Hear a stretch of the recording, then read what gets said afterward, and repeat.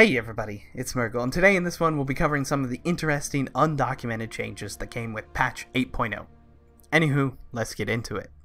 So first up, a cool but kinda late update is the 1000 free Awakening Essence everyone received this week.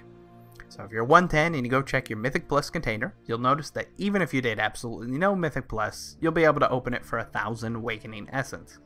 It also just so happens that 1000 Awakening Essence is actually enough to purchase a Legendary. But to make it even better, there's no more RNG on those legendaries. The vendor is going to sell you whichever legendary you want. You can simply pick and choose, all up to you. Now it would have been nice if Blizzard had updated this a long time ago. RNG legendaries were the bane of the existence of a lot of players, because the difference between your BIS legendaries and your crappy ones, it was just massive how much it could pull the difference. And also, when it came to the Mage Tower, while no specific legendary was required to complete any of them, they did make a lot of them easier. And I'm pretty certain that someone out there likely missed out on their skin, and they felt really bummed because they didn't get the legendary that would make it easy mode. Nonetheless, there are some benefits to this. You can still use this if you're a returning player by chance. Like previous expansions, that means the Gul'dan and Argus mythic mounts are 100% right now. It will be until next month when Battle for Azeroth fully launches. So, let's say you just came back to the game for the pre-patch, you want to gear up, you could theoretically get both of your BIS legendaries, and then kill those bosses to get the mounts before they become 1% drop rate. It's an idea to think about if you're watching this but haven't yet returned to the game. The number of characters you can have on a single realm has been updated again.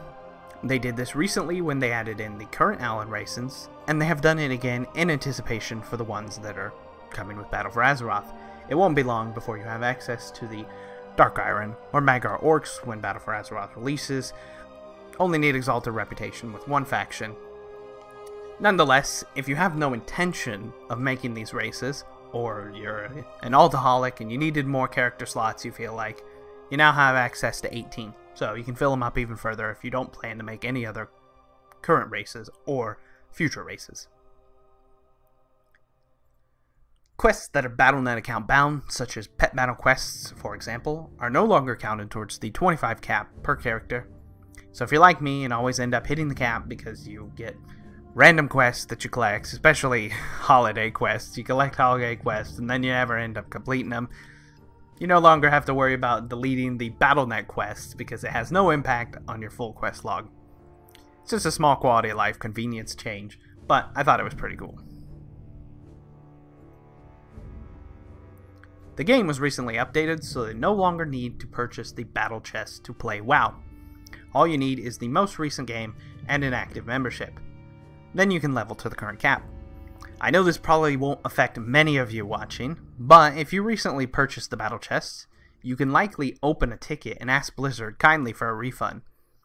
They are very polite when it comes to these kind of issues, and I honestly gotta say, when it comes to like refunding about any kind of problem, Blizzard is really one of the best customer services for this. They do such a good job about this kind of stuff. So, if you bought the battle chest, or maybe you just create a new account for whatever reason and decide you want to play Battle for Azeroth completely fresh, something like that, and you just purchased the battle chest, go ahead and try. Open a ticket and see what happens.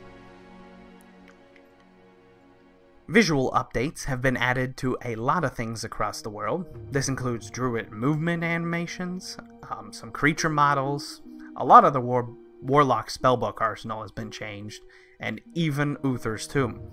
Now, of all these, I'm really excited for Uther's Tomb rehaul because it makes me feel like they're truly going to play a part in Battle for Azeroth. It's going to be something big in the next expansion.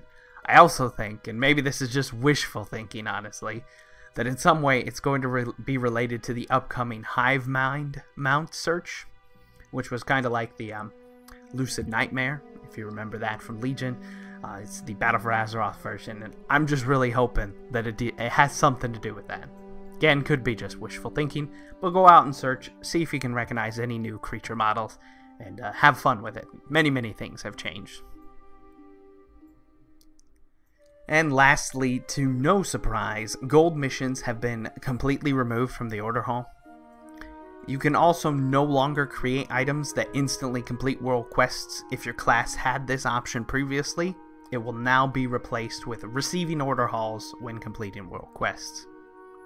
While unfortunate, have no fear, there's plenty of gold to be made if you just stop over to your friendly neighborhood Dragon Soul for the time being. I don't know when this will change, but those guys are the ones sending the gold missions right now. They just have lots of gold coming right out of them. Anyways, thank you for watching. There are many other updates, but most of them are just things like moving the achievement diary around to legacy achievements, things like that. Overall, though, very much looking forward to Battle for Azeroth, and I hope you all have a swell time in the pre-patch. Thank you for watching, hope you enjoyed, and I will see you again very soon. Bye-bye.